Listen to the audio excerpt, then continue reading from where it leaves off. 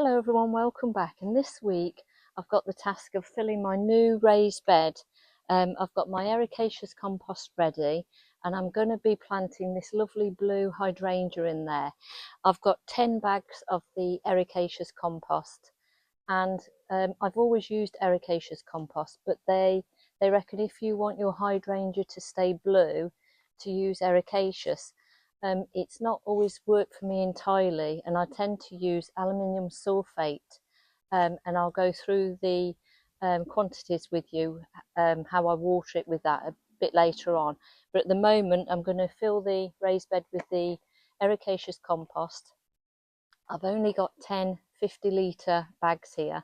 My husband thinks we're going to need 12, but I'm going to try and fill up with these 10 and just see how we get on with it. And just to let you know, the compost that I'm using is the Westlands Ericaceous compost, and it's got 6 months slow release feed in it.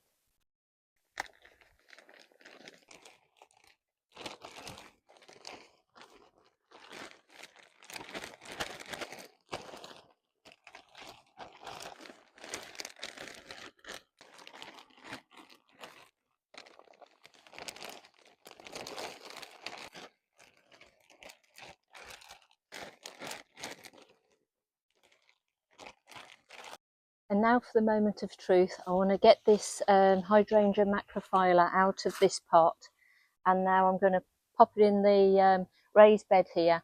And also the raised bed hasn't got a base to it, it will go straight down into the ground, so if it wants to root further down it can.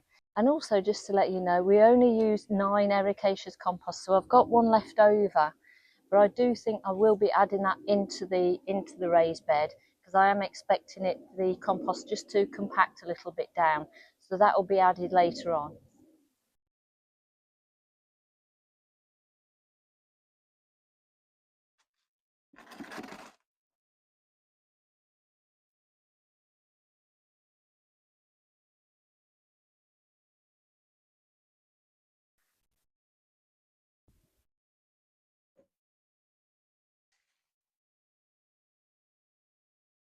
At the back of the hydrangea I've planted 2 Clematis, and they're called Ernest Markhan, and originally I was going to plant white hydrangeas here, but obviously I've decided to plant the blue, and I really need to get the Clematis out the pots now, so I've planted them at the back so that the roots will be in the shade, which is what Clematis love, and then the flowers can grow up here, and I can probably put something up to support it as well. At the end of the raised bed I've planted a passion flower, and I'll put the name up because I'm not quite sure how to pronounce it, and that really needs to come out the pot as well.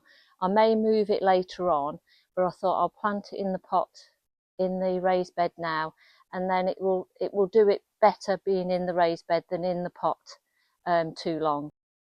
So now I want to come to water my hydrangea, and it does say that to use 1 ounce of aluminium sulfate to a gallon, which is just over 2 teaspoons, I think.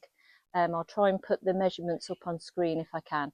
But also I'd just like to just do a rough teaspoonful into a watering can and just water it that way.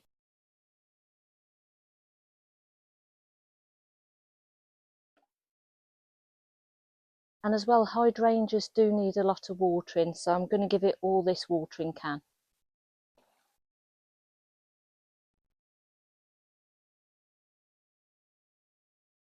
I do think that this raised bed is big enough to plant maybe another 2 hydrangeas in, but I do know this variety is going to get pretty big. So I think I may leave it this year and decide to plant the other 2 hydrangeas in next year if I think it needs it. And that's it for this week. I hope you found the video useful and maybe a little bit helpful. But thank you for watching. Have a lovely week, and I'll see you next time. Goodbye.